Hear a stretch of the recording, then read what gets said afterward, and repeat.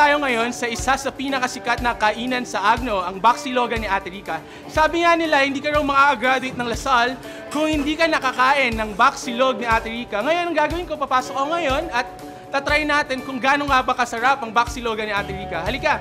Anong pangalan niyo, kuya? Joey po.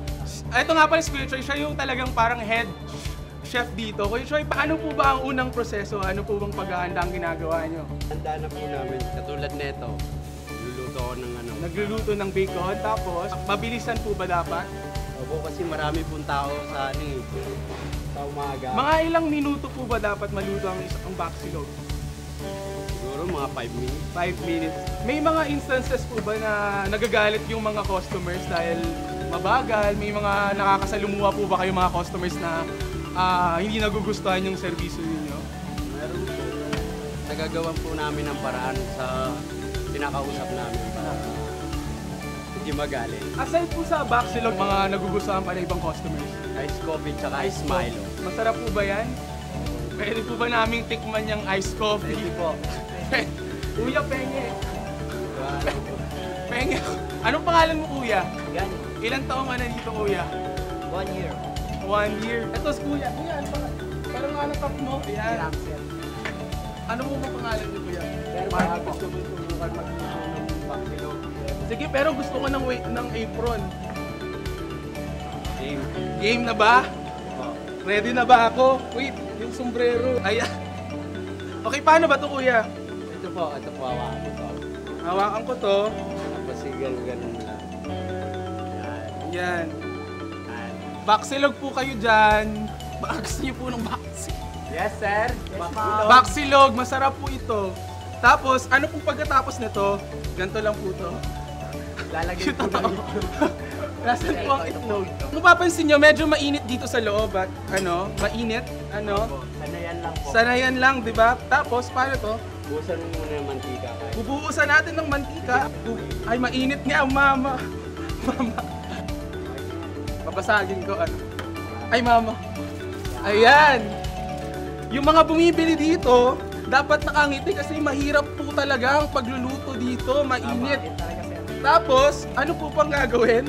Ito po ba? Tama po ba? If-flip daw. Hello. Hi. Bakit mo gusto kumain ng baksilog? Anong meron sa baksilog sa ibang kanin? Masarap? Mas masarap to kasi ako yung nagluluto. Magkano po ang isang baksilog? 60 pesos lang po yun. 60 pesos. Tapos, pag dadagdagan nito, itong coffee. Magiging 85 kasi 25 pesos po yung coffee. Gusto niyo po? Sige, okay lang, sir. Hindi, yung totoo. Okay lang, okay lang. Medyo natataranta ako kasi syempre first time ko magluto. Hindi naman ako nagluluto sa bahay namin. So kuya, paano? Okay na. Lagay niyo po sa abo. Ganito, ilalagay sa kanin dito. Tapos, sige po. Tapos, Pati po yung eggnog. Yan. Lalagyan po Ano ng po? sauce. Cheese nor po. Yung sauce. cheese honor. Pareho. Yan, sir. Sige. Ito ba? Opo. Ayan. Kung makikita nyo, ito cheese, no? Cheese. Apo. Cheese. Sayang po yun. At ito ang nor. Nor seasoning. Serve. Serve. Hello, Thank you hello. po, ma'am. Thank you. Yung Isa mga- pa, isa isa pa. pa. Kayo na kuya. Para mas mabilis tayo. Tatlo lang kayo nagluluto dito. Sa isang araw, ilang mga baksilog yung naluluto nyo? 300. Pag mga Friday, Saturday, Sunday, mababa ang kita. I mean, mababa. So, ang pinakamarami talaga Lunes, Martes hanggang Ma'am, cheese Monday nor to po. Thursday. Sino nakaka-discover ng cheese nor na masarap? Yung may-ari. Yung may-ari. Ayan.